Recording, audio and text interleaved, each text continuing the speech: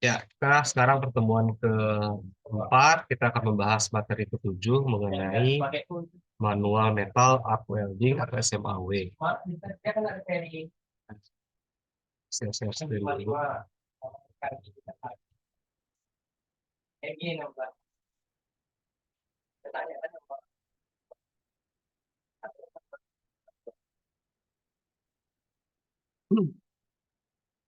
Ya, jadi ini sejarahnya ya. Si manual metal arc welding, nama lainnya SMAW ya. Nah, ini kalau di Amerika, standar Amerika atau kita bilangnya standar AWS gitu ya. Nah, itu sebutnya SMAW. Kalau kode dari ISO 4063, kodenya 111. Nah, ini adalah salah satu proses pengelasan fusi tertua, fusion welding, pengelasan fusion ya, fusi itu bercampur menyatu. Satu lagi selain fusion kan pressure ya, pressure welding. Nah, pada tahun 1885 udah jadul sekali ya. Sebuah arc yang kemarin kita bahas ya, arc listrik. Arc itu diciptakan atau terbentuk dari elektrodanya karbon. Jadi ada elektroda karbon yang mirip seperti isi baterai lah. Isi baterai kan ada di dalamnya tuh karbon ya. Baterai yang biasa ya, baterai jam ya. Kalau kita bongkar itu yang di tengahnya itu karbon, grafit. Ya. Nah ini artnya antara elektroda karbon dengan benda kerja. Jadi muncul artnya hingga menghasilkan panas bisa untuk melelehkan logam. Nah, the current last feeding of the filler metal was done in similar way. Jadi dengan cara yang sama ya, dengan cara yang sama,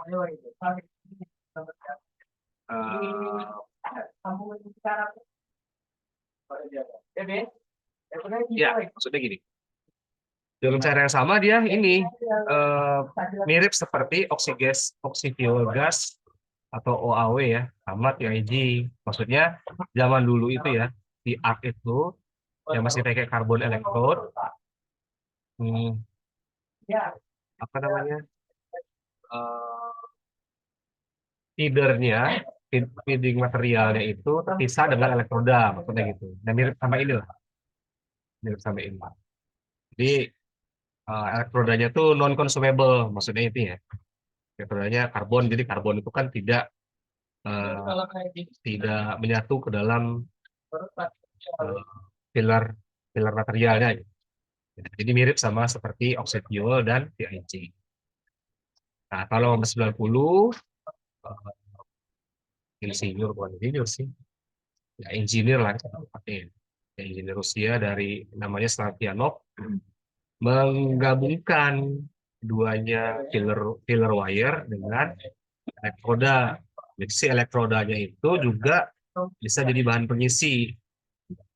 Ya, dia sebagai bahan pengisi dan juga sebagai pembawa arc. Nah, tapi elektroda ini belum di coating, belum ada pelapisnya, jadi susah untuk dipakai untuk ngelas.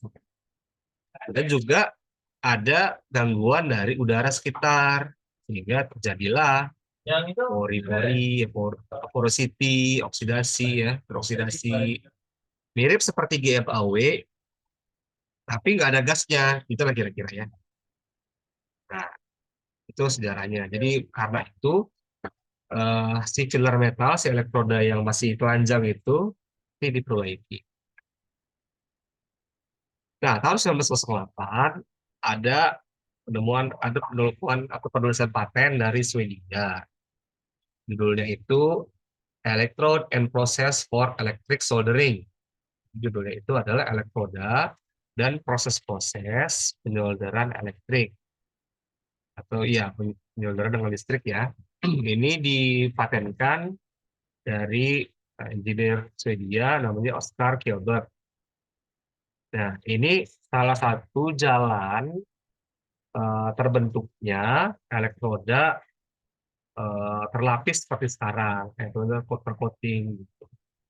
Pada saat ini, di coatingnya itu, eh, pada saat itu ya, pada saat itu, coatingnya itu caranya diperoleh atau dibuat dengan dicelupkan terus-menerus, berulang ya, ke dalam pasta dari si coating material. Ini misalnya coating materialnya kayak flux gitu ya, eh, bentuknya pasta di seperti ya tahu pasta kayaknya kayak pasta gigi gitu ya, juga eh, padat tapi agak antara cair dengan padat lah, dicelupkan terus sampai dia terlapisi semuanya.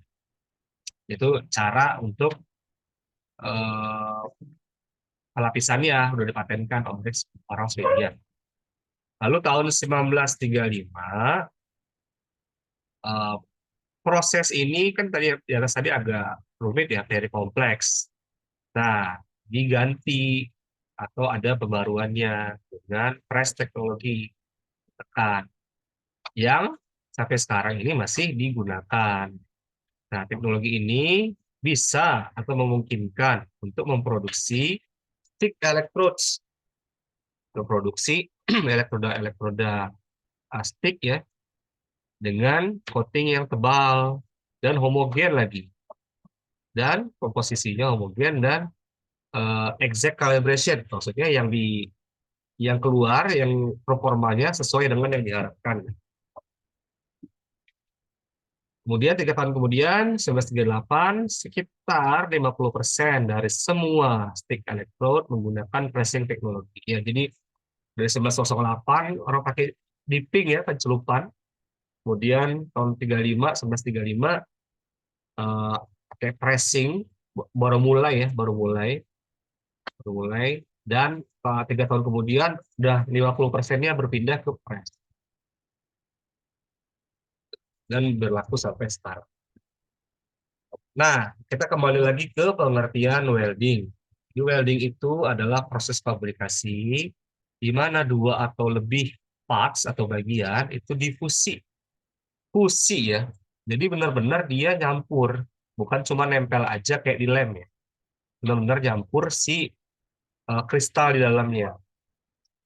Nah, dengan apa dicampurkan? Dengan panas, dengan tekanan juga bisa, atau keduanya. Keduanya sehingga membentuk sambungan ketika bagian-bagian tersebut mendingin. Nah, awalnya kan panas, panas dia meleleh, ketika meleleh terbentuklah solid solution memang. Solid solution itu eh, larutan padat. Dia larutan, tapi bentuknya padat. Kalau larutan cair kan kita tahu ya, misalnya air sama sirup dicampurin, nyatu kan, itu cair. Nah, kalau ini bentuknya padat, mirip sama kaca yang berwarna tuh, kaca grafir. Kalau pernah lihat kaca yang berwarna-warna ya, nah itu tuh solid solution itu. Dia dari padat dipanasin, kemudian dia meleleh, kemudian dicampurkan airnya, dia mengeras, jadilah larutan dengan bentuk padat. Contohnya kayak eh, perunggu. Nah, perunggu itu juga ini ya, gabungan keduanya, gabungan dari timah dan tembaga. Jadilah perunggu. Itu istilahnya solid solution atau alloying. Nah, kemudian eh, welding ini digunakan ya biasanya untuk logam-logam dan material termoplastik. Tapi juga bisa digunakan untuk kayu. Nah, ada juga ya welding kayu ya. Eh, Sambungan yang jelas, yang lengkap ya, itu bisa disebut sebagai weldment atau sambungan las-lasan. Sambungan-sambungan yang bagian yang disambungkan itu kita sebut sebagai base material atau parent material, material dasar atau material induk, itu istilahnya. Jadi kalau ketemu nanti istilah base material atau base metal, atau parent material atau parent metal itu istilahnya logam yang akan disambung. Oke. Tapi yang penyambungnya, pengisinya itu disebut sebagai filler material atau filler metal atau consumable juga bisa. Nah, ini eh, penampang melintangnya ya. Kemarin udah kita bahas sedikit ya. Ini yang bagian, oh ini eh, pengelasan grup ya. Dengan sambungannya adalah single V. Kita lihat di sini ada group angle. Nah, group angle itu sudut yang dibentuk oleh kedua bevel. Ya, bedakan group angle dengan bevel angle. Kalau bevel angle itu sudut satu bilah logamnya aja. Satu bilah parent materialnya yang sebelah kiri saja atau sebelah kanan saja. Makanya sudutnya terhadap eh, garis 90 derajat. Jadi dia diambil antara yang miring ini dengan yang atas. Ini namanya bevel angle. Jadi kalau dia disebut bevelnya 60 derajat, berarti dia dari tengah sini sampai kemiringan materialnya, itu namanya sudut bevel. Tapi kalau tapi kalau group angle itu semuanya. Oke. Nah, lalu kita lihat yang di bawah ini kan root ya. Root itu akar ya. Kalau bahasa aslinya root. Tapi kan posisinya di bawah. Nah, ini adalah pas atau bagian atau tahapan pertama kalau kita mau ngelas. Kalau kita mau menjamurkan, itu yang di bawahnya itu kita las duluan yang namanya root. Nah, root itu ada celahnya namanya root opening atau root gap. Ya.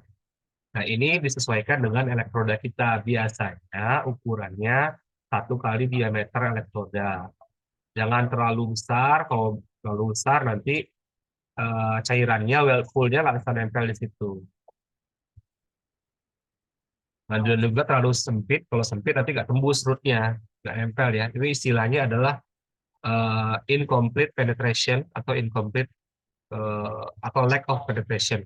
Itu salah satu welding defect. Kalau kurang, kalau terlalu sempit root openingnya. Nah, lalu ada toe di sini ya. Toe itu adalah perbatasan antara daerah las-lasan dengan base metal. Itu namanya toe. Lalu ada heat affected zone. Nah, itu adalah material material base metal yang kelihatan di sini berubah ya warnanya.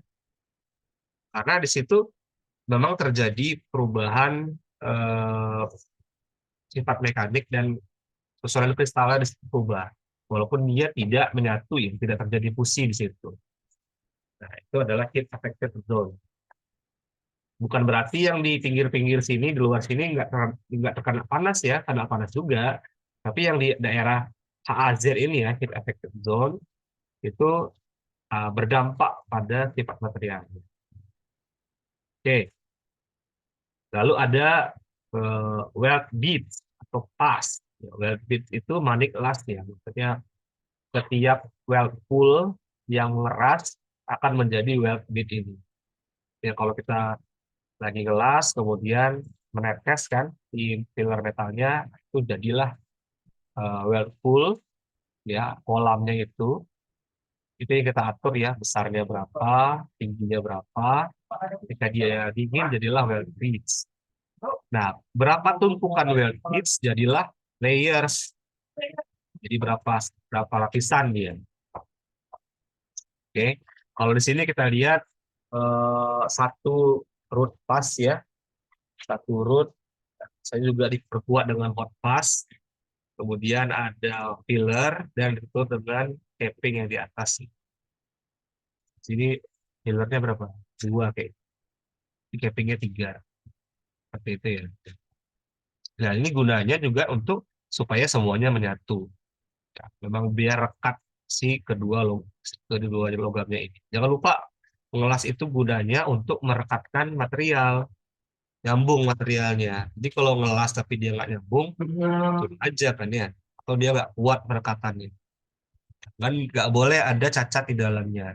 Nah ini gambar radiografi ya. Jadi kita bisa lihat isi dalamnya. Ini nggak kelihatan dari luar. Kemudian ada yang namanya reinforcement. Reinforcement itu ketinggian capping ya. Ketinggian capping yang di face ya. Face reinforcement, ketinggian capping. Ada lagi root reinforcement, ya ketinggian root. Dan itu ada nilai standar tergantung yang kita gunakan yang mana. Maksudnya nggak boleh terlalu tinggi juga, nggak boleh juga terlalu kecil. Kalau terlalu kecil dia nanti jadi lack of uh, underfill, sorry, underfill namanya. Kalau dia reinforcementnya turun atau kurang reinforcement, namanya underfill. Oke, kemudian lagi. Nah, ini thickness weld size ya, kebalan ini. Oke, kita lanjut dulu. Nah, ini ya. Kita ulang lagi. Ini ada dua jenis las-lasan, ada yang groove, ada yang fillet. Ya, bedanya kalau groove itu tembus ya, rootnya tembus, tapi kalau fillet rootnya tidak tembus. Itu aja. Tapi sama-sama menyambung ya, menyambung kedua logam. Kalau ini sambungannya sambungan tumpul atau butt joint, ini sambungannya sambungan eh bukan, corner ya. Ya, corner joint atau T-joint juga bisa. Oke. Weld zone atau daerah las-lasan itu sampai ke heat affected zone. Itu namanya weld zone. Karena di situ terjadi fusi. Lalu ada weld metal, yaitu logam las-lasannya. Lalu ada fusion zone, itu perbatasan antara weld metal dengan base metal. Di situ terjadi fusi, ya, percampuran material. Lalu eh, kalau di fillet juga sama ya. Ada weld zone-nya, ada weld metal, ada weld root, fusion zone, heat affected zone, weld junction. Ya, kurang lebih seperti itu. Ini penampangnya yang lebih dari sudut ini ya, 3 dimensi. Ini sama aja ya. Lihat aja yang sebelah sini, ketinggiannya disebut reinforcement, ya, atau excess. Lalu toe itu perbatasan yang di atas ini ya, di luar antara fusion, sorry, antara weld metal dengan base metal. Lalu fusion lainnya itu yang dalam sini ya, di dalam perut hidung di bawah. eh HAZ ya udah. Pak, Ya, eh, tadi di slide slide pertama itu Pak, di poin pertama itu ada welding usually used in, tuh. Enggak, yang setelahnya Pak.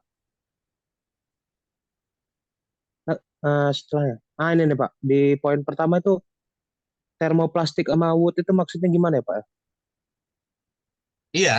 Jadi termoplastik itu material polimer yang kalau terkena panas dia meleleh. Ya, jadi dengan Kayu menggunakan juga begitu. kayu bisa juga, tapi pasti caranya berbeda. Oh, Cara membuat si kayu itu dia bisa di welding. Nah, kalau penasaran coba aja cari. oke Pak, makasih Pak. Maaf menyela Pak.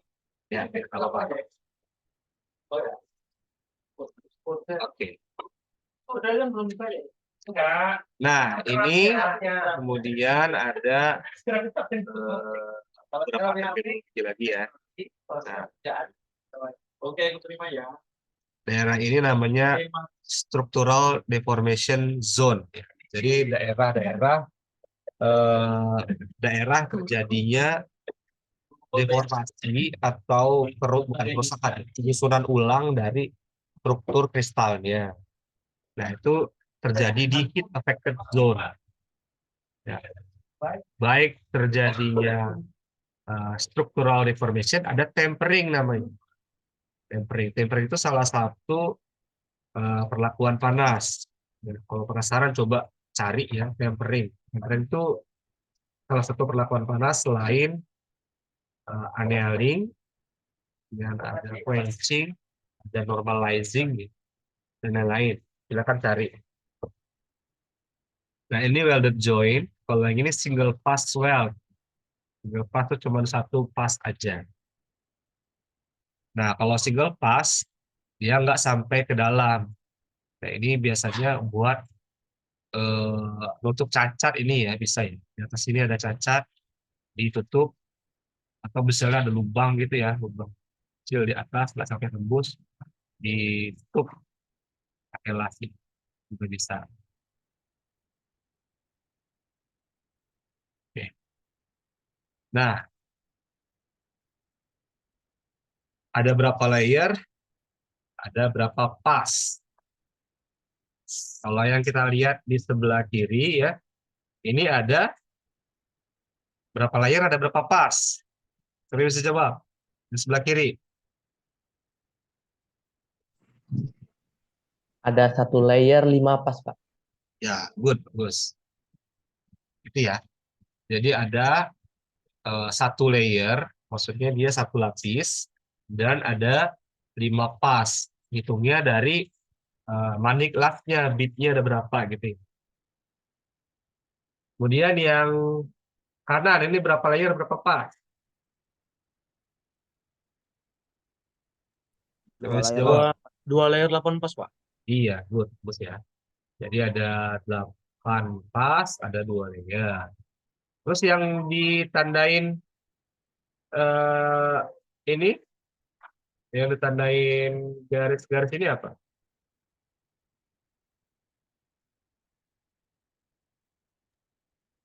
Itu heat affected zone tadi ya, Pak? Bukan? Iya, iya, itu heat affected zone. Ini terjadi antara eh, manik lasnya dengan parent material. Nah, juga ada heat affected zone antar sesama pas. Ya, sama logam las-lasan juga bisa terjadi fusi dan ada heat affected zone. Oke, nah ini masih ke welding terminologi ya. Yang sebelah kiri kita lihat ini one layer V-butt joint, yang sebelah kanan multi layer V-butt joint. Jadi eh, sambungannya sambungan V ya. Sorry, sambungan sambungan sambungan tumpul butt, terus preparationnya single V. Ini satu layer. Bisa dimungkinkan kalau tipis materialnya ya. Jadi satu satu manik kelas aja dia udah nyatu. Bisa kalau las-las ralis biasanya satu satu layer aja cukup. Tidak. Nah ini base metalnya, ini HAZ, ini tempered zone ya. HAZ itu sampai sini ya, sampai tempered zone. Tapi yang di eh, arsir ini itu terjadinya eh, structural transformation, berubah strukturnya. Karena juga ada fusi di dalamnya ya. Ini single pass aja, satu pas las-lasan. Kalau yang ini tadi seperti tadi ya, ini ada multi layer. Ada berapa layer ini? Ada 4 layer, Pak. Ada 4 layer ya. 1, 2, 3, 4. Dan ada 7 pas ya. Satu yang di bawah ini root, kemudian fillernya, dan ada capping.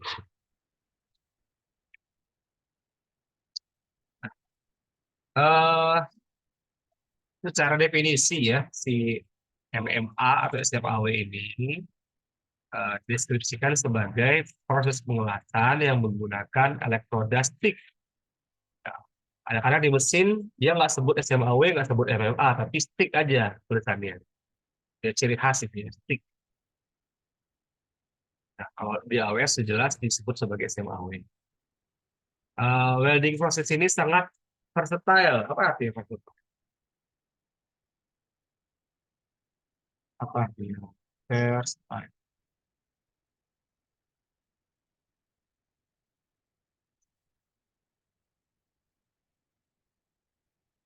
Sangat serbaguna maksudnya. Bisa digunakan macam-macam. Bisa untuk semua posisi ngelasan, semuanya. Mulai dari posisi normal, horizontal, vertikal, overhead, pipa juga ya.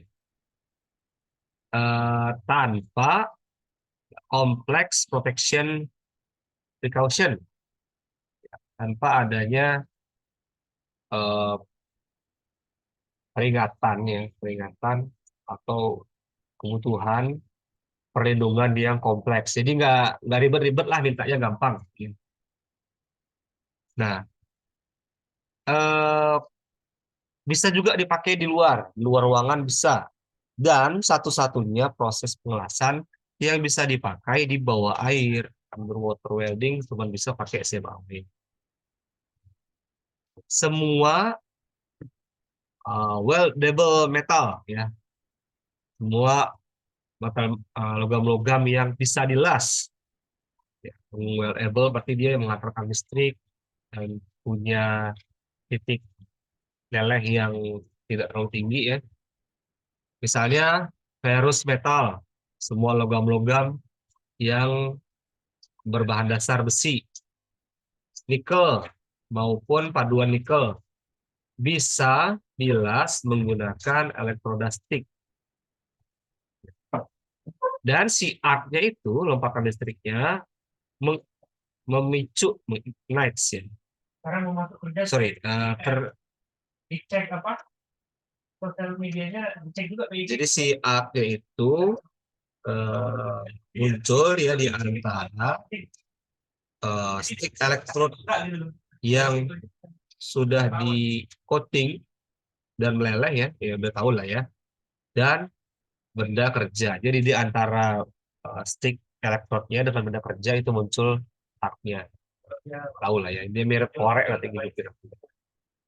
Nah, the arc and the weld pool on the base material side are protected from the air by surrounding gas and blanket. Ya, ini yang pernah saya bahas nih.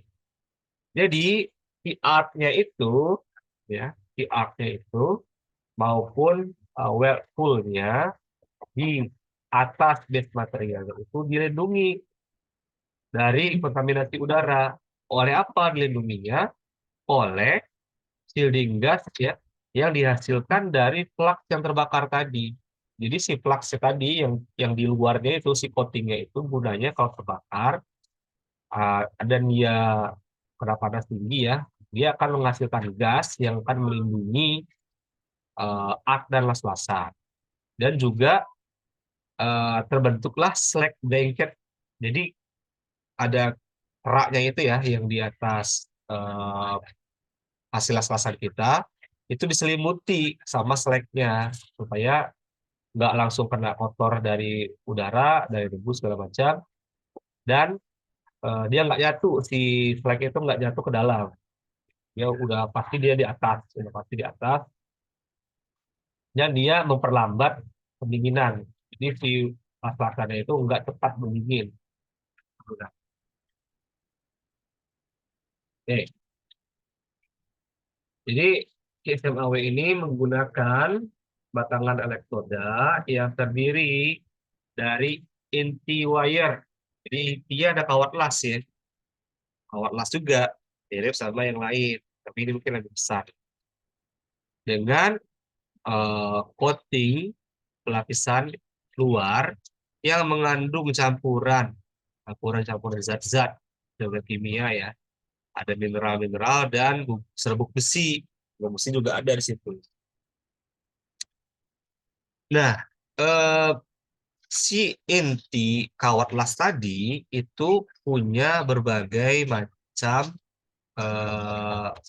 diameter ukurannya. Ada yang kecil, ada yang sedang, ada yang besar. Yang sering kita gunakan antara 2,6 sampai 3,2. Ada lagi yang 4 sekian ke atas. Gitu ya. Nah, setiap diameter itu, ukuran-ukuran itu tentunya ditujukan untuk rentang arus tertentu. Jadi kenapa harus besar, kenapa harus kecil, ya tergantung arusnya. Arusnya mau berapa ya. Nah, itu juga digunakan untuk ketebalan material bisa ya. Untuk jenis material tertentu, makanya ada berbagai jenis ukuran diameternya. Nah, pengelasannya melibatkan striking. Striking itu sambaran ya, sambaran dari arcnya itu antara elektroda dengan kerja, seperti yang saya jelasin tadi, dengan panas dari arc itu melelehkan elektroda dan coatingnya sehingga menyebabkan atau membentuklah slag yang melindungi. Slag itu ada gunanya untuk melindungi. Walaupun nanti kan kelihatannya kayak kotor ya, makanya gampang diketok aja sama disikat. Jadi logam las-lasan ini dibentuk dari inti elektrodanya dan ada juga serbuk besi dalam coatingnya ini ya. Ya ada jenis-jenis yang menggunakan serbuk besi. Nanti dia membantu penambahan filler metal. Nah, seperti yang udah kita tahu, lapisan slag yang di atas itu butuh dibuang setelah di welding. Ya, kalau nggak dibuang nanti dia mengeras di situ, susah dibuangnya. Mesti diikat pakai kapras ya. Nah, baiknya masih belum terlalu dingin, diketok aja. Oh, ya dibersihkan lah dengan sikat juga bisa. Nah, ini penampangnya ya, diagramnya. Ini yang paling atas itu adalah penutupnya, covering top ya. Ya coatingnya lah ya, pelapis luarnya ya. Terus ini kalau dipotong, dibelah ya, isi dalamnya seperti ini. Ini inti las-lasannya, sorry, inti kawat lasnya ya, yang besi. Kemudian si plugsnya itu kalau terbakar dia jadi shielding ini ya, jadi gas. Dan ini ada logam maupun slag yang menetes droplet-dropletnya di sini. Numpuk jadilah whirlpool ini nih ya, molten whirlpool. Nah, kalau kita geser, dia akan mendingin ya, dengan ada arc lagi, berbentuklah weld di sini, dan di atasnya adalah solidified slag. Jadi slag itu pasti di atas gambang ya, pasti di atas. Karena kan awalnya dia kan larutan. Nah, kalau dalam larutan itu, yang massa jenisnya ringan pasti di atas, jenisnya berat di bawah. Makanya si slag itu di atas. Nah, ini jarak ini adalah dalamnya penetrasi dan yang bawah ini base metal. Nah, ini gambaran pengelasan rigi-rigi ya. Ini pengelasan rigi-rigi. Kita nanti coba pengelasan rigi-rigi dulu. Rigi-rigi itu maksudnya kita ngelas di permukaan aja. Itu biasanya digunakan juga untuk memperbaiki permukaan logam yang udah rusak. Nah, kita coba jelas rigi-rigi di permukaan. Kita buat alur ya, alur supaya coba hidupin api sama mengendalikan whirlpool-nya.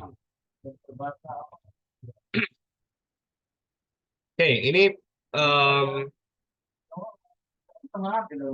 skema dari peralatannya ya. Jadi satu itu mains connection. Kita bahas kemarin ya di perlistrikan. Mains itu artinya sumber listrik dari gedung ya, dari gedung.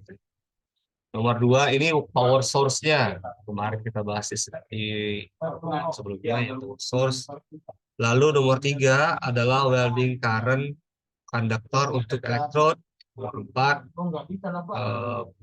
Maksudnya ini kabel las ya, kabel las untuk elektroda, yang bawah kabel las untuk kabel massa, ya. Itu workpiece-nya, itu benda kerja. Nah, nomor 5 itu stang lasnya, penjepitnya itu ya. Jepit. Dijepit sama nomor 6 stick elektrod. Jadi ini penjepitnya, ini elektroda sticknya. Terus nomor 7 word clamp, yaitu penjepit kabel massanya ya. Nomor 8 ini benda kerjanya, nomor 9 itu arc ya. Dari hijau di sini itu berarti pelindungnya, gas pelindung. Nomor 10 stick electrode core rod, ini dalamnya ya, itu dalamnya yang logam. Nomor 11 coatingnya, coating. Si pelapisnya itu, si slacknya, kemudian si fluxnya. Kemudian nomor 12 itu drop transfer, yang tetes-tetesan dari logamnya yang mencair dan akan membentuk deposit di sini. Deposit itu tumpukan dari logam-logam las-lasan. 9 ini up tadi ya. Kemudian 13 itu adalah shielding gasnya tadi ya yang saya jelasin. Dia terbentuk dari coatingnya. Nomor 14 itu liquid slag. Slagnya masih cair. Jadi nomor 15 itu yang sudah mengeras slagnya. Nomor 16 ini adalah whirlpool-nya. Liquid wet metal. Logam las-lasannya masih cair. Nomor 17 itu solidified dark metal yang udah selesai, udah mendidih. Nah, kemudian kita masuk ke materi berikutnya mengenai arus dan polarity. Karena saya bahas sedikit ya di awal di pertemuan 1. Jadi rangkaian listrik itu terjadi ketika kita menghidupkan pengelasan, ya, menghidupkan dan memiliki kutub positif ya, kutub positif dan negatif, namanya polarity atau ketuban. Nah, menggunakan atau memilih polaritas yang tepat akan mempengaruhi kekuatan dan kualitas hasil las-lasan kita. Tapi kalau kita gunakan yang salah, pasti nanti banyak spatter, penetrasinya jelek, dan sulit untuk mengatur arc-nya. Kalau kita susah ngatur arc, terjadi kayak kemarin ya, arc blow ya, arc blow. Jadi arc-nya itu niup ke arah yang kita tidak inginkan. Gitu. Itu adalah kesulitan. Oke, misalnya yang pertama ini DCEN, direct current, elektrod negatif. Jadi elektrodanya yang negatif, benda kerjanya positif. Nama lainnya adalah DCSP atau direct current straight polarity, lurus, maksudnya lurus saja. Nah, arah dari aliran arus ini melalui rangkaian welding ya. Ketika elektrodanya negatif ya, dihubungkan dengan ujung terminal negatif. Dan benda kerjanya positif. Kita tahu ya, DCEN, elektrodanya yang negatif, benda kerjanya yang positif. Ingat, elektron itu bergerak dari negatif ke positif. Jadi dari sini, elektronnya ke elektroda, jadi arc, di sini. Oke. Sementara kalau DCEP, atau reverse polarity ya, DCEP itu direct current elektrod positif. Elektrodanya yang positif, disebut polaritasnya terbalik reverse. Nah, ini arah arusnya, aliran arusnya dari benda kerja ya, arah dari elektronnya dari benda kerja ke elektroda, kebalikan dari yang DCEN tadi. Itu pengertiannya ya. DCEP elektrodanya yang positif. Eh, nah ini yang kemarin ya, ada AC alternating current, ada DC direct current. Ya. Welding mesin-mesin las dan elektroda yang di labeli DC di depannya ya, ada kodenya DC di dalam kodenya itu namanya ya, dia memiliki polaritas yang konstan. Eh, Kalau AC itu mengubah direct arah dari muatannya ya, sementara kalau DC itu hanya satu arah saja.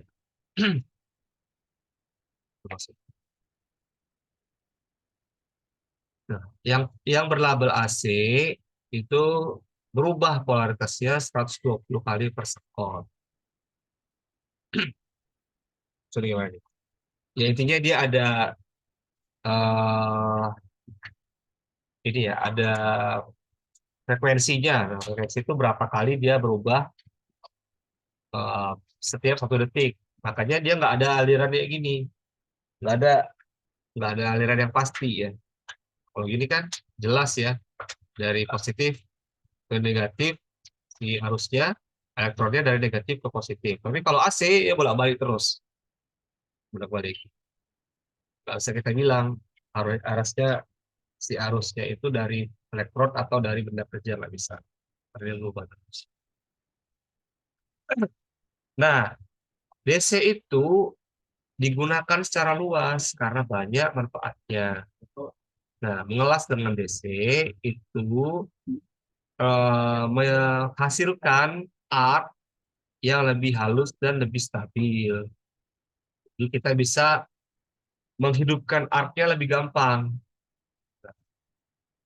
Eh, ada cuman ada sedikit spatter, lebih sedikit spatternya. Dan kalau kita ngelas vertical uphill dan overhead, nah itu kan melawan gravitasi ya, itu juga tidak terlalu sulit kalau pakai DC. Nah lihat ini arusnya gini ya, kalau AC kurvanya kayak gini, berubah-ubah si eh, si fasanya. Kalau DC fasanya sama terus ke atas. Itu berubah ya, kalau misalkan AC berubah menjadi DC, kita gunakan komponen yang namanya rectifier. Kemarin kita udah bahas. Kemudian AC itu disukai ya, eh, pilihan yang lebih disukai untuk pemula, misalnya untuk welding training student, siswa pelatihan welding, dan digunakan dengan mesin-mesin entry level, mesin pemula yang murah-murah.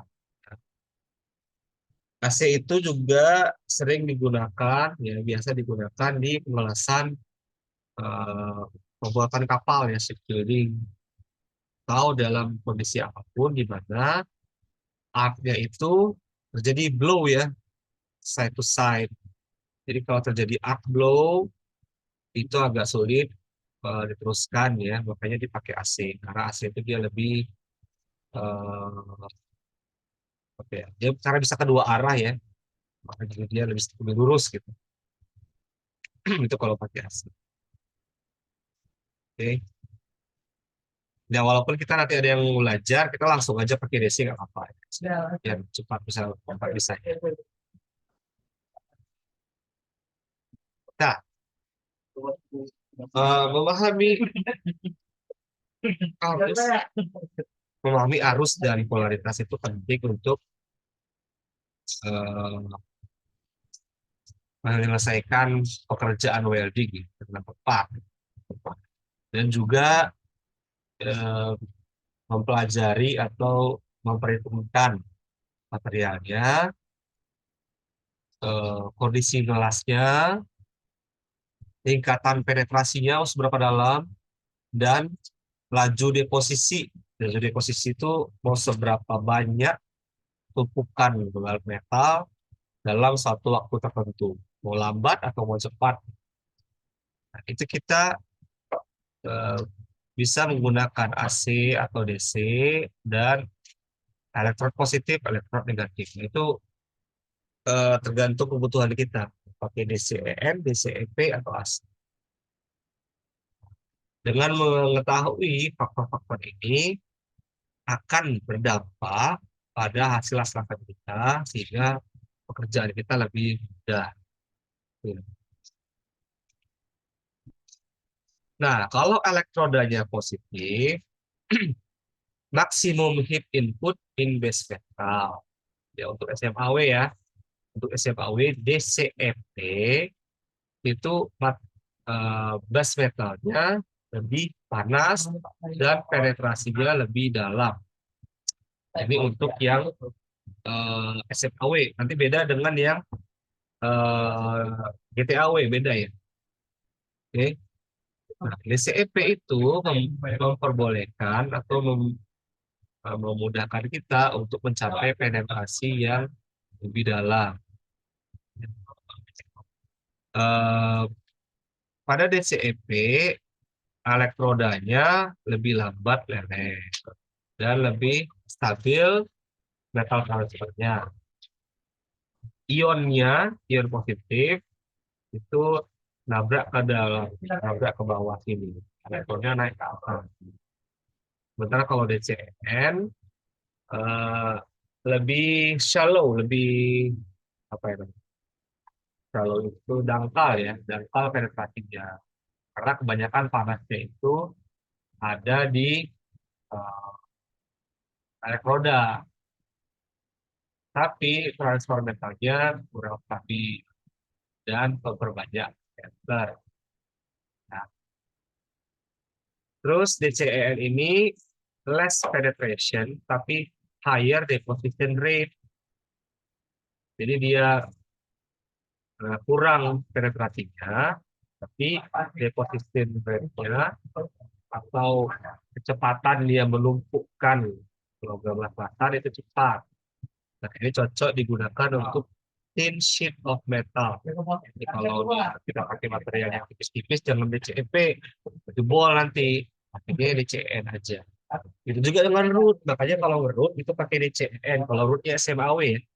Kalau root SMAW pakainya DCN. Karena root itu kan kita cuma sebatas di root gap tadi ya.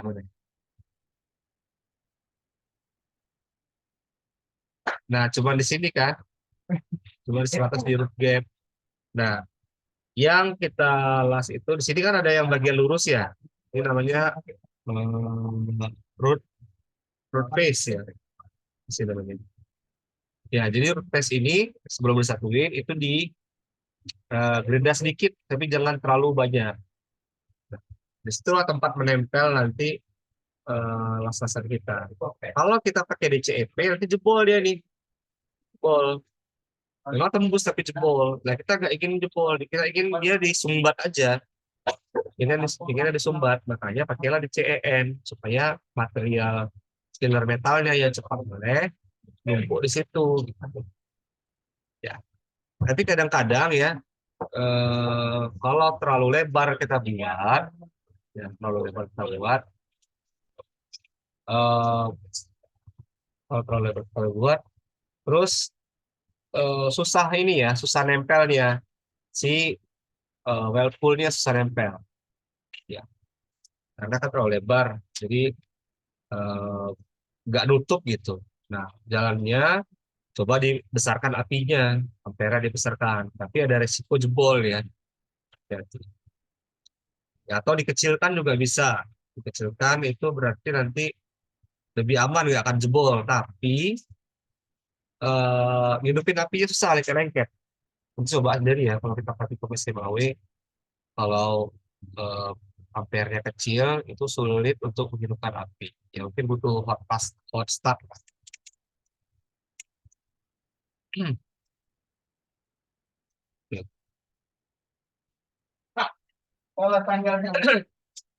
Nah, kalau AC itu kan antara positif dan negatif, berubah-ubah terus kan. Makanya sifat AC itu pas di tengah-tengah antara DCN sama DCN. Jadi AC itu tengah-tengah sendiri. Jadi semuanya mid medium rata. Beberapa welder ada yang mau pakai AC untuk menghindari penetrasi yang dalam, misalnya untuk repairing ada logam-logam yang berkarat. Oke, ini ringkasannya ya. Kalau DCEP lebih dalam, DCR lebih dangkal, kalau AC dia tengah.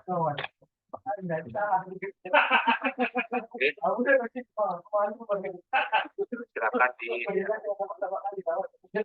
Nah ini hasil kelihatannya. Ini makrografnya ya, makro.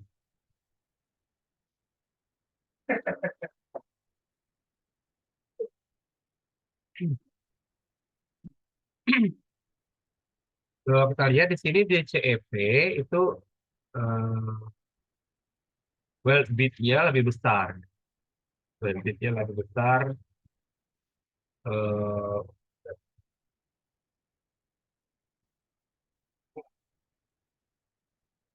Ya, yang pasti karena di posisinya juga lebih cepat.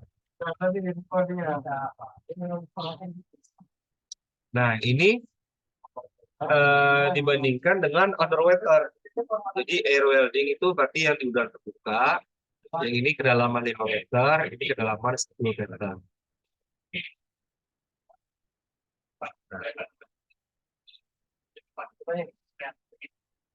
Topograf ini salah satunya digunakan dengan menggunakan elektroda rutil. Rutil itu titanium dioksida ya, TiO2. Bahan pelapis gitu. Nah, yang garis hitam itu adalah central segregation. Ya, central segregasi pusat yang menunjukkan tingginya kandungan karbon yang terdifusi melalui peningkatan temperatur di HAZ. Baiklah.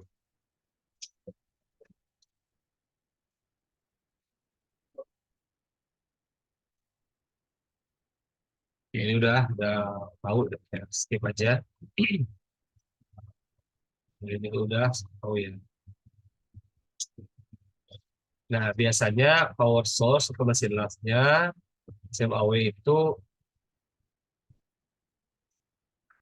ya SMAW itu dia paling murah lah ya dibandingkan yang lain karena dia simple, nggak perlu otomatisasi, nggak perlu tabung gas gitu ya, cuman sumber daya aja. Bentuknya macam-macam, ada yang kecil ya kita lihat di tukang las, tani gitu ya, oh yang toko-toko kecil, toko maintenance buat perbaikan itu pakai SMAW yang kecil-kecil aja. Tapi kalau buat yang konstruksi pasti butuh elektroda yang besar ya, yang kuat, tapi mesinnya lebih besar lagi. Tapi secara umum SMAW itu lebih murah dibandingkan yang lain dan jenisnya ada banyak.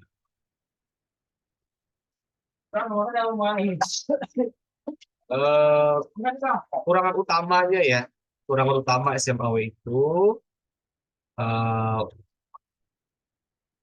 dia itu elektrodanya panjangnya tertentu. Kalau las yang 30 sampai 45 cm misalnya ya. Nah, kalau udah habis mesti diganti. Mesti diganti berhenti, mesti ganti berhenti ganti. Jadi itu membuang waktu. Itu kekurangan utamanya. Dan ada waktu yang dibutuhkan untuk chipping dan grinding, membersihkan slag atau impurities dari well. Nah,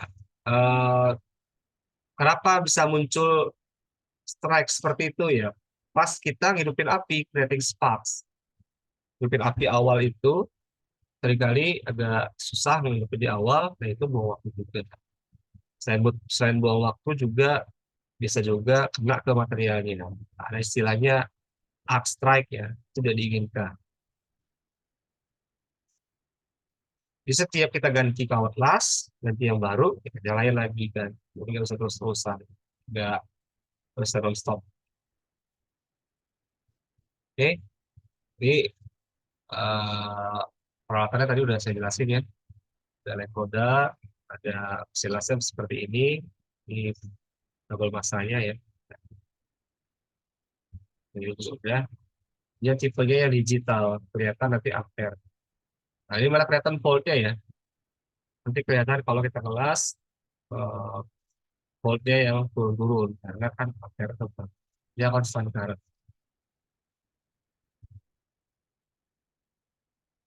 Oke.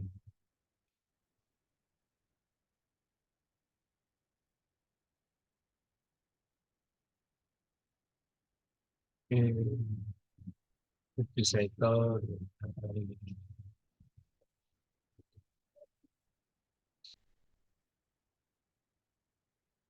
Ya, ini contoh gambarnya ya. Ini DCEN, ini ya DCEP. Kalau yang DCEN, dia lebih dangkal. Kalau yang DCEP, lebih dalam. Nah, yang dangkal itu DCEN, dia lebar. Kalau DCEP, dalam dan sempit. Sempit daerah mandi kelasnya. Oke.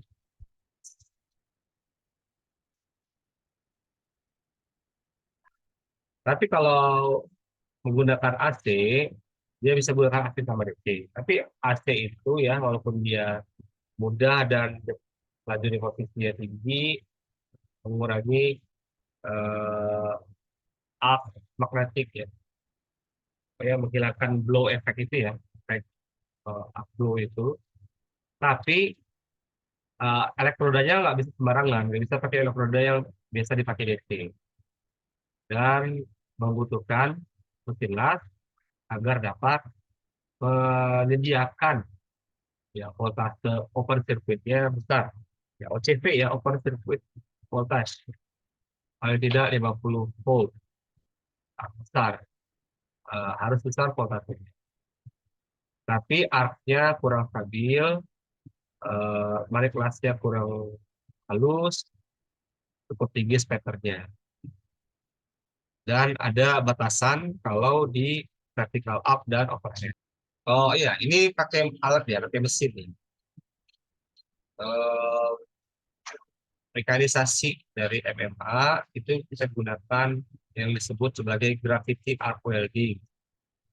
Nah, itu melibatkan elektrodnya dikunci pakai alat, jadi dia digerakkan sesuai dengan alat dan dijalankan terus sepanjang sambungannya dengan menggunakan mechanical electrode feeder frame.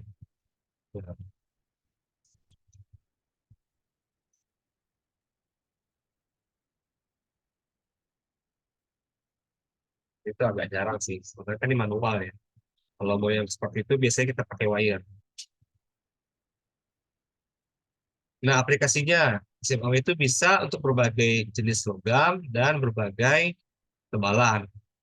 Itu juga untuk heavy duty work, ya pekerjaan yang berat-berat menggunakan besi dan baja.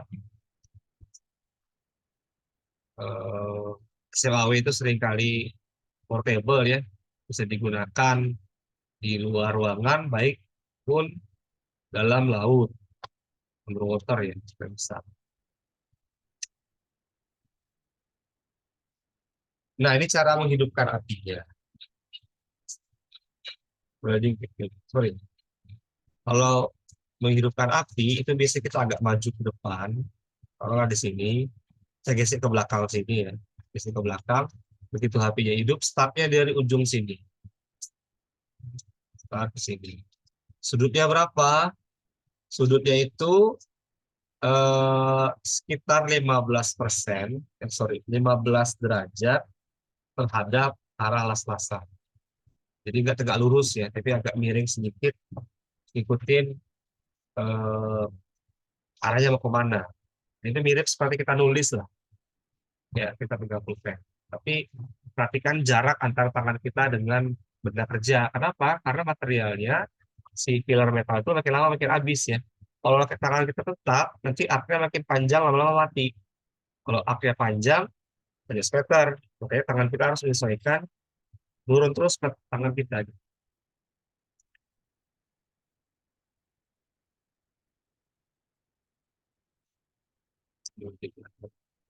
Lebih kekurangannya ya.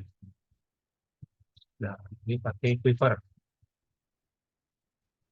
menjaga supaya panas.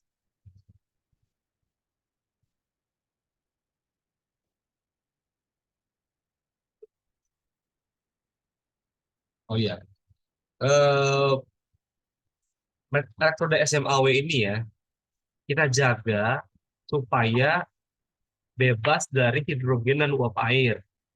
Ya. Karena kita gunakan elektrodanya itu low hidrogen. Jadi dia nggak punya hidrogen, kandungan hidrogennya. Kalau kita elektrodanya udah lama elektrodanya di luar, terus kita main pakai aja, ada resiko apinya susah hidup atau terbentuk porosity. Ya, karena ada hidrogen, kandungan hidrogen maupun kandungan uap air di dalamnya. Makanya kita selalu ambil dari oven. Dia udah dibuka dari bungkus, masukkan ke oven dulu, baru diambil dipakai, siap pakai. Tapi tidak semua elektroda seperti itu ya, tergantung klasifikasinya, tergantung coatingnya.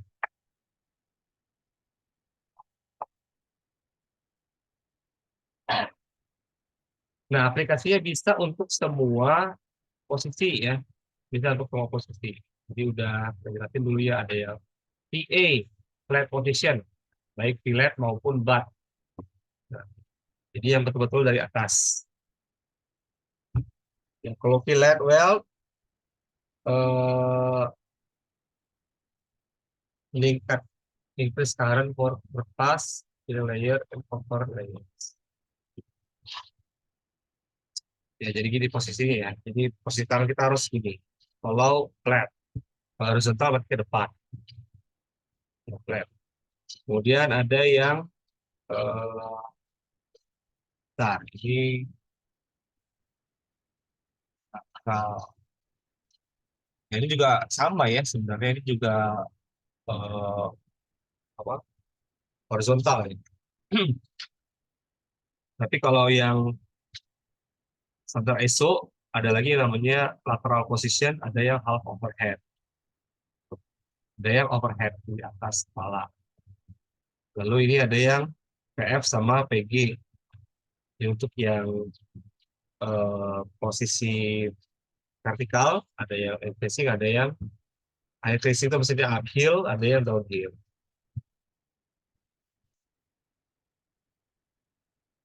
Nah ini ringkasannya ya. Untuk pipa juga ada. Pipa juga ada filletnya terhadap plat. Nah ini yang penting. Ini juga jangan sampai dilupakan. Ada klasifikasi elektroda. Jadi di pangkalnya, di bagian yang akan dijepit dengan stang las, ada bagian yang terbuka. Nah, di atas itu ada kode dari elektrodanya. Ya. Diameternya yang ini ya, bukan yang persalut ini. Kita persalut coating ini ya, diameternya yang ini. Ini ada kodenya E, misalnya E7011. Ya. Itu kodenya elektroda, 70 itu tensile strength-nya ya, dalam kilopound square inch, berarti dia 70.000 pound square inch, dan 18 itu ada artinya. Oke. Ini cara pembuatan elektroda ini.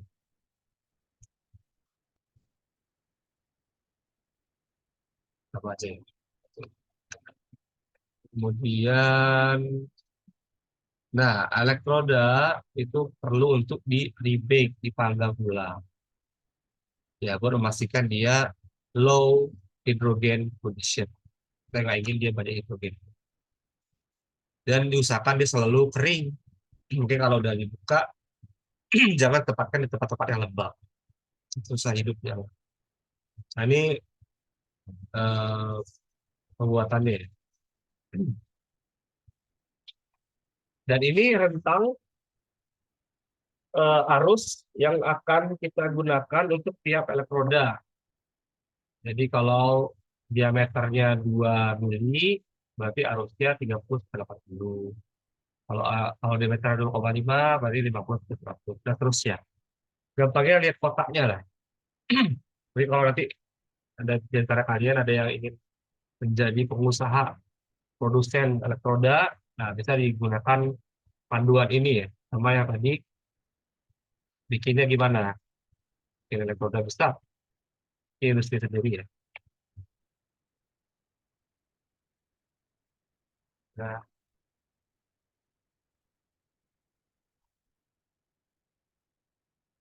terus si flux-nya, ya, untuk coatings-nya, banyak ya. Seringkali berupa mineral ya, bentuknya oksida, hidroksida, karbonat, karbonil, silikat, klorida, dan fluorida. Atau juga ada logam-logam lain maupun non-metal, baik dia paduan paduan besi, senyawa organik, dan lain-lain. Senyawa organik contohnya kayak selulosa, juga bisa sebagai coating. Karena selulosa itu kan senyawa organik, jadi gampang terbakar. Nah, terus ada karakteristiknya tertentu dan juga punya mechanical properties-nya. Itu juga dipengaruhi oleh coating. Nah, kalau menghasilkan sildi gas, itu tambahkan selulosa atau kalsit. Ini kan kalsium, kalau nggak salah kalsium karbonat ya. Intinya dia mineral dari kalsium. Kalau insulating by slag forming, pembentukan slag ya, supaya terisolasi si metalnya, tambahkan quartz ya, kuarsa atau fluorspar, beberapa mineral. Dan juga material-material yang deoxidizing, berarti menghilangkan efek oksidasi karena kebanyakan oksigen. Contohkan ferromanganis ya, berarti paduan antara besi dan mangan, ferrosilikon, besi dan silikon, aluminium. Nah, atau tambahkan ionisasi ya untuk stabilisasi arc ya, supaya arcnya lebih stabil. Kita bisa menggunakan potas feldspar. Potas itu maksudnya potasium atau mineral dari kalium ya, dan feldspar juga sama jenis mineral. Bisa juga tambahkan material yang akan menambah paduan alloy, paduan di dalam bahan metal, ferrokromium, niobium, silikon, dan flux nickel. Misalnya untuk binding material supaya makin pekat, itu bisa pakai potas dan sodium water glass. Nah, iron powder itu untuk meningkatkan laju deposisi untuk logam-logam ferus ya, atau logam-logam yang besi. Jadi tambahkan serbuk besi di situ supaya makin cepat numpuknya. Ya. Dan ada 3 grup utama ya si elektroda itu, ada acid, ada rutil, ada basic. Acid itu yang basa, rutil itu yang TiO2 ya, titanium dioksida, ada yang basic pakai hidroksida. Ada jenis lainnya namanya selulosa, selulosik, dan elektroda penetrasi. Efisiensinya dihitung dari mana? Dari berat, persen berat si semua logam belas-belasannya dari elektrod terhadap berat dari core wire-nya. Jadi gimana maksudnya? Jadi logam inti dari elektrodanya itu berapa gram, jadinya berapa gram setelah dia dilaskan. Kalau yang normal itu 130%, kalau yang high efisiensi ya, yang nggak boleh energi buang, itu lebih dari 130%. Jadi sebelum sebelum jelas ditimbang ya si si base metal itu ditimbang dulu sebelum jelas, kemudian setelah jelas ditimbang berapa, karena kelihatan kan penambahannya. Kalau elektrodat acid, elektroda asam ya, itu mengandung besi dan oksida-oksida hangat, oksida besi dan oksida hangat. Jadi efisiensi ini meningkat ya karena ada penambahan serbuk besi. Produktivitasnya juga baik, manipulasinya lembut, sorry, halus dan shiny, ini itu mengkilap ya. Nah, flagnya lambat untuk memeras, tapi berpori dan gampang untuk dibuang. Nah, ini silakan baca aja. Nah, bentuknya biasanya tebal ya, si coatingnya tebal. Nah, ini saya baca. Silakan baca aja. Nah, ini mineral-mineral yang digunakan ya, ada okretit, hematit, limonit, piderit. Berarti kan semuanya ini mengandung besi.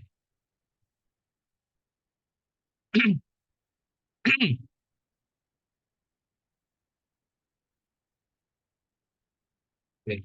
Ini salah satu jenisnya AWS A6011. Kemudian elektrod rutil itu mengandung banyak sekali TiO2. Ini ada guna-gunanya, ya. Ini seperti apa? Ini bentuk rutil itu begini ya. Jadi TiO2 itu ada macam-macam bentuknya. Ya, ada rutil, ada anatase, ada brukit dan lain-lain. Kita pakai yang rutil, jenis susunan kristalnya.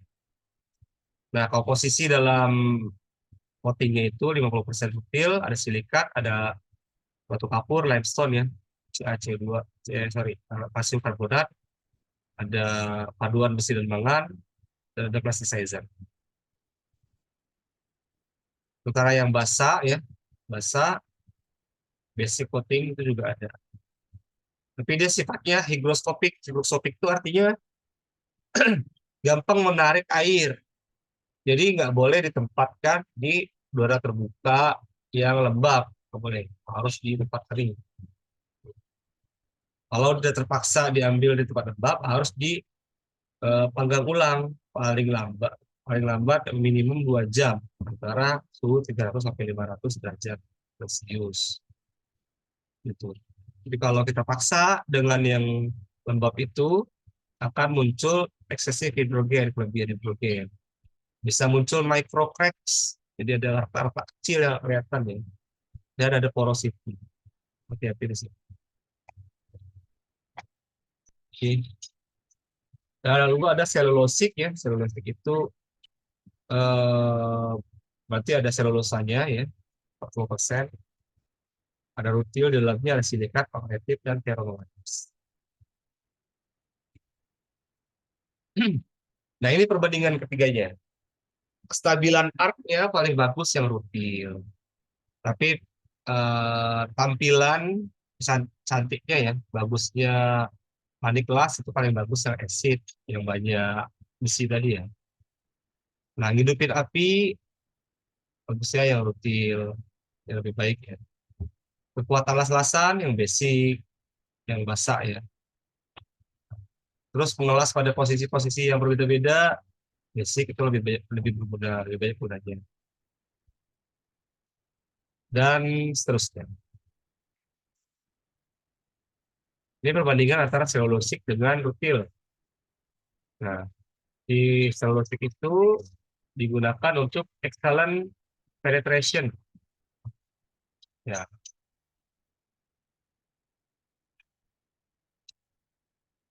Dan ini adalah contoh kode-kodenya. Jadi yang di depan ini kan kekuatan tariknya, simbolnya. Dan strength-nya adalah sekian. Minimum yield strength dalam megapascal.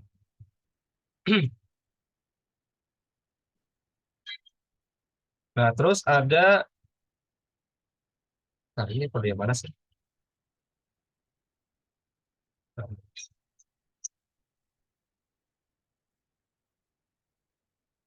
Kalau kode ISO ya. Kalau ISO berarti dia pakai Pascal. Beda dengan kode AWS ya. Nah, kalau yang di sini welding position. Nah, itu tandanya elektrod yang terlapis untuk FFA. Dua di depannya menunjukkan total strength dan minimum strength. Nah, ini beda dengan AWS ya. Ya, kalau AWS kan langsung aja dalam PSI berapa ya. Terus ada simbol di sini, ini impact-nya. Impact. Kemudian yang huruf di sini, tipe coating-nya. Kalau A acid, B basic, C cellulosic, dan seterusnya. Lalu yang di belakang ini, simbol untuk metal recovery dan arusnya yang mana?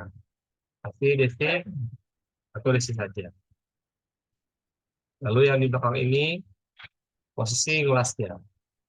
Yang paling ujung adalah konten hidrogen maksimum di dalam fuel metal. Berapa gitu. Ini ISO 2560. Nah, kalau AWS kayak gini ya, seperti yang sudah kita kenal, E7018. Berarti 70 ini penentuan tariknya adalah kilopound per inch. Satu itu posisinya, posisi pengelasan. Kalau satu, semua posisi flat, horizontal, vertikal, overhead. Kalau dua, berarti kodenya hanya untuk flat dan horizontal saja. Kemudian satu di sini kalau ada ya, kalau ada tambahan satu ini adalah eh, temperatur atau suhu terendahnya yang dibutuhkan. Dan ada yang kode di sini, ini jenis hidrogen. Ada hidrogen. Tapi seringnya ini aja ya. Seringnya pakai klasifikasi dia. E6013 misalnya. Berarti 60 artinya tensile strength-nya 60 psi atau 60.000 psi. Satu Satu ini adalah posisi pengelasannya, dan tiga itu flux covering ini. Tiga itu kriteria potasium. Oke. Nah ini jenis coatingnya. Itu yang huruf, sorry, yang digit paling belakang ya. Kalau 0 berarti sodium berseluruh tinggi. Kalau atasnya Dc+, DCEP. Kalau satu berarti potasium berseluruh tinggi. AC, DC positif, DC C. Jadi angka 0 sampai 8. Silakan ini dicatat ya, mengenai chemicals yang berbeda.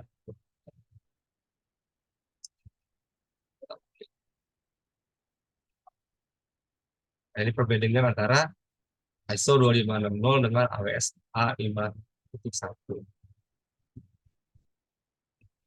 Nah, ini contoh-contoh yang lain nih.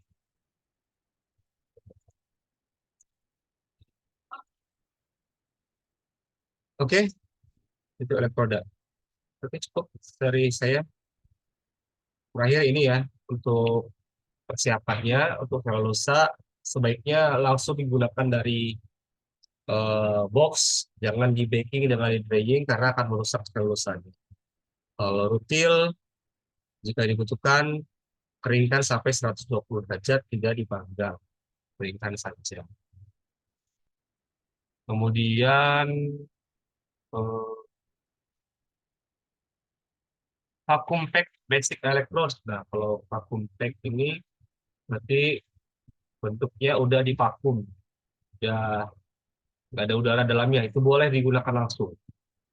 Jadi kalau basic electrode saja nggak divakum ya, itu harus dipanaskan, harus dipanggang selama 2 jam. Agar vacuum packnya. Oke. Cukup dari saya segitu aja. Silakan dibaca aja ya, ada quality itu ya yang muncul saat kita menggunakan SMAW ya. Ada flag inclusion. Flag inclusion itu maksudnya sisa-sisa flag yang kurang bersih ditumpuk pas baru, itulah flag inclusion. Karena nggak menyatu sempurna yang selatan kita. Fungsinya tidak nyatu. Karena si flag itu dia non logam, jadi nggak bisa nyatu.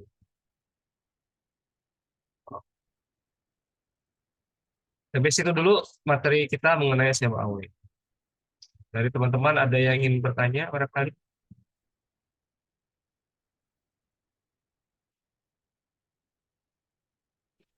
Pak, berarti praktik kita yang di hari Kamis besok itu tentang OAW ya? Ya, kita pun belum OAW ya. Jadi besok kita demo dan praktik ya, oksi asetilen welding. Setelah itu kita lanjut ke materi berikutnya, ada elektronik ya. Tadi kemarin udah sedikit ya. Kalau udah yang elektroniknya, kita lanjut ke SMAW. Kita habiskan sampai pertemuan 7 SMAW-nya. Oke, Pak.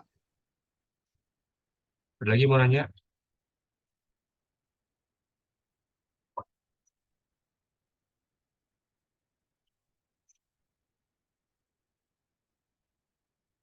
Kuisnya saya siapkan juga di learning ya. Udah ada kuis 6, nanti kuis 7-nya nyusul. Waktunya sama seperti biasa, hari Jumat jam 5 sore. Oke, kita absen dulu.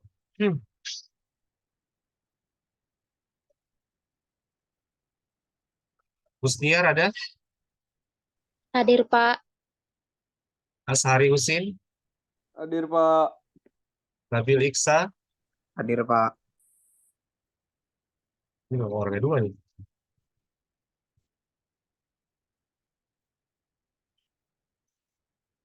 Ya, Firman? Hadir, Pak. Fadil? Fadil Ahmad ada?